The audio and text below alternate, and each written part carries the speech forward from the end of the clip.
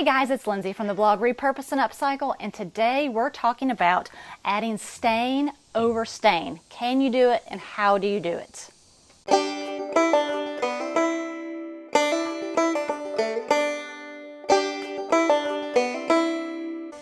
Okay, first things first, can you add stain over stain?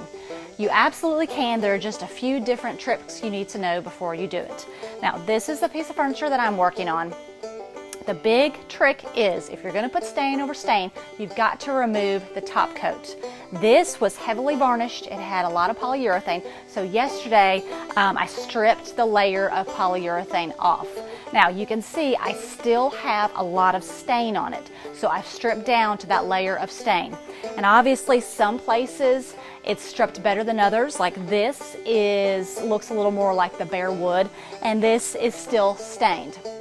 So my next tip, if you're going to put stain over stain, is after you've removed the layer of varnish and you're down to the wood or the stained wood, you need to do a pre-stain or wood conditioner. What the wood conditioner does is it adds a layer of conditioning to where when you put the stain on it, you get an even coat and you don't see that blotchiness. So like the area here where it's more bare wood, that's going to soak up the stain more than the area where it has the stain on it.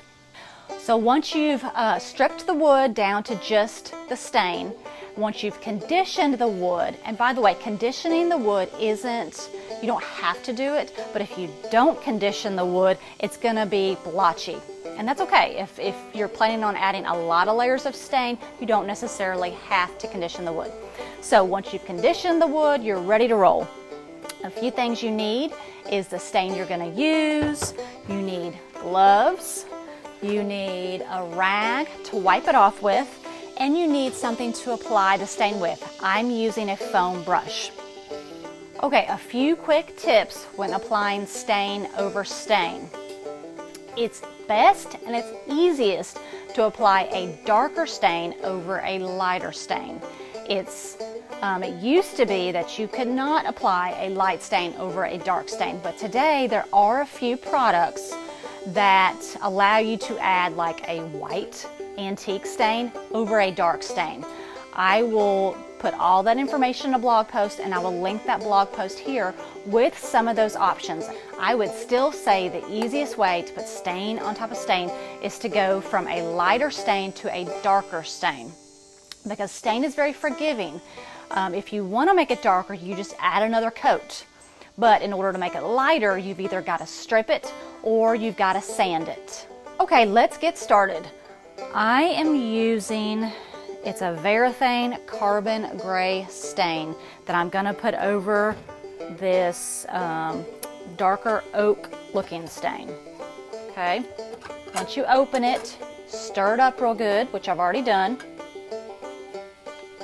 Isn't that a pretty color? Move that to the side.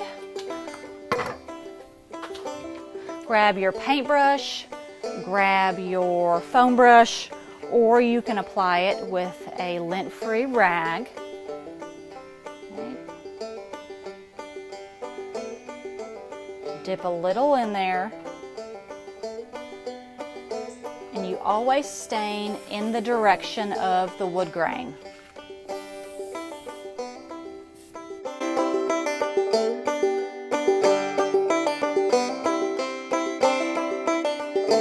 So this is after the first coat, and you can see it's still very translucent. I haven't quite reached the desired color. So what I'm going to do is I'm going to let this dry, and then I'm going to come back with another layer, and I'm thinking 2 coats of the carbon gray should give me the color that I want.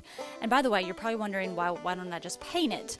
Well, the great thing about stain is stain allows you to have color without completely covering the wood grain. And I didn't want to cover the wood grain, but I still wanted a little bit of a navy blue color. So I'm hoping this is going to give me the desired color that I want. All right guys, I am getting there. I just put the second coat on there, and the red tones are slowly starting to go away. It's probably going to take one more coat, and then I can't wait to show you when I'm done.